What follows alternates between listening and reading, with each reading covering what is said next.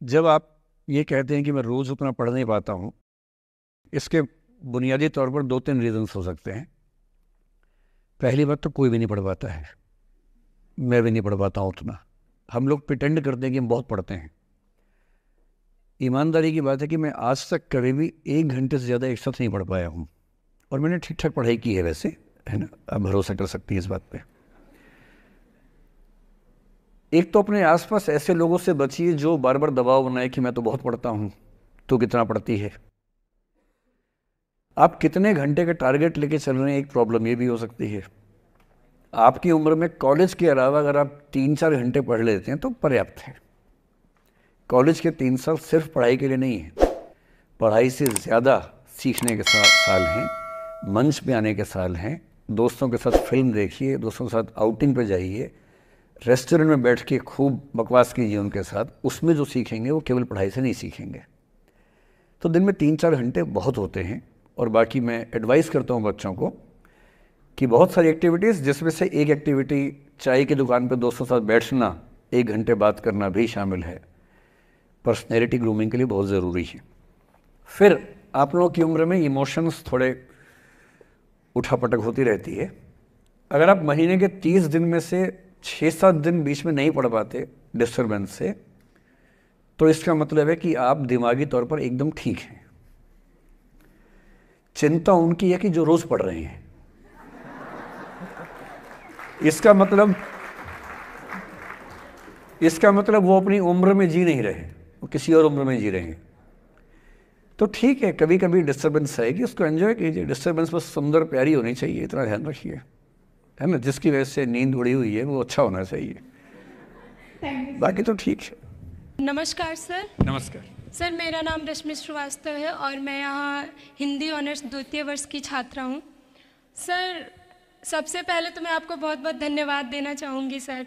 आपसे मिलकर बहुत अच्छा लग रहा है मुझे और ये मेरे लिए बहुत बड़ी सौभाग्य की बात है।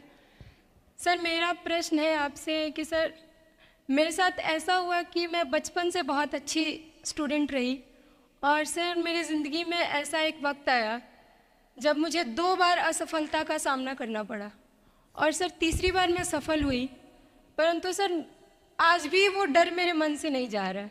अभी भी मैं उसको फेस नहीं कर पा रही हूँ कि मैं कैसे फेल हो गई। और सर कभी ऐसा होता है कि मैं सो रही हूँ और रात में मुझे वो डर लगता है कि आगे मैं नहीं कर पाऊँगी। मुझे ऐसा लगता है कि आगे अगर मैं कुछ अच्छा करना चाह रही हूँ तो मुझे उस असफलता का डर रहता है कि जो मैंने फेस किया है, और सर मैं उससे उभर नहीं पा रही हूँ। मतलब मेरे ख्याल से ये असफलता आपसे ज़्यादा आपके माहौल की, आपके पेरेंट्स, आपके टीचर्स की है कि उन्होंने आपको, मतलब कुछ बच्चे अपने आप से इतनी उम्मीद पाल लेते हैं कि फेलियर झेल नहीं पाते। आप वैसे बच्चों में हैं। जो आपने कहा ना कि मैं शुरू से बहुत अच्छी स्टूडेंट रही हूँ, ये दुर्भाग्य की बात है, ये अच्छी बात नहीं है। मैं नहीं चाहता कि बच्चे अच्छे स्टूडेंट बने। अच्छे स्टूडेंट का मतलब जो बहुत पढ़ाकू किस्म के होते हैं, सीधे स्कूल से घर, घर से स्कूल, घर में घुसते ही होमवर्क करना शुरू किया, वैसे बच्चे ज़िंदगी में बड़े परेशान रहते हैं। बच्चों को होना चाहिए छटा हुआ टाइप का, शरारती, बदमाश, मतलब काम भी करें स्कूल का, लेकिन बेसिकली आपको स्मार्ट होना है, कॉन्फिडेंट होना है। पढ़ाकू होने से ज़िंदगी बहुत अच्छी नहीं चलती है। ज़िंदगी के लिए ना व्यक्तित्व चाहिए। हुआ क्या आपके साथ? आपको बता दिया गया कि अच्छा बच्चा वो है जो पढ़ता है, होमवर्क करता है, आपने वो सब किया। तारीफ़ें आपकी इतनी हुई होंगी कि बेटा तुम तो कुछ भी कर दोगी, आपको भरोसा हो गया कि मैं कुछ भी कर दूंगी। लेकिन ऐसी ऐसी तारीफ़ें हर गांव, हर मोहल्ले में कई बच्चों की हो रही थी। जब उन सब में कंपटीशन हुआ तो कुछ सफल हुए, बहुत सफल नहीं हो पाए। तो जो सफल नहीं हो पाए उनको बहुत बेचैनी हुई। आपका सौभाग्य है कि अब तीसरी बार में सफल हो गई। कई ऐसे लोग हैं जो कभी सफल नहीं हुए ज़िंदगी में, उनको भी तो जीना है। तो मैं एक ही बात कहूँगा, अपने आप से उम्मीदें कम कर लीजिए। और ये आसान नहीं होता है। इसका तरीका ये है कि 1-2 ऐसे अच्छे दोस्त जो अच्छे भी हैं, दोस्त भी हैं, और बहुत उम्मीदें ना रखते हैं, ना आपको रखने देंगे अपने आप से। डायरी लिखने से लेकर कुछ अच्छे उपन्यास पढ़ना, अच्छी फिल्में देखना, जो आपको सहज होना सिखाएं, न कि महान होना सिखाएं। महानता से बड़ा कोई रोग नहीं है, इस चक्कर में नहीं पड़ना है। सामान्य होना है। असली जद्दोजहद सामान्य होने की है, महान होने की नहीं है।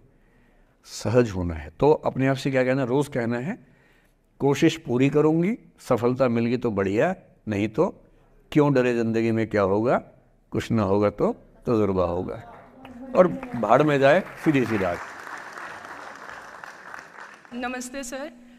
सर मेरा क्वेश्चन थोड़ा सा इनसे अलग है। सर जैसे आपने कहा कि लेट गो करना चाहिए, लेकिन क्या करना चाहिए? लेट गो हाँ, करना चाहिए। हमने भी ये चीज़ सुनी है कि जिसके नसीब में जो लिखा होता है एक दिन उसे वो मिलता ही है, तो उसके लिए हमें परिश्रम करना चाहिए।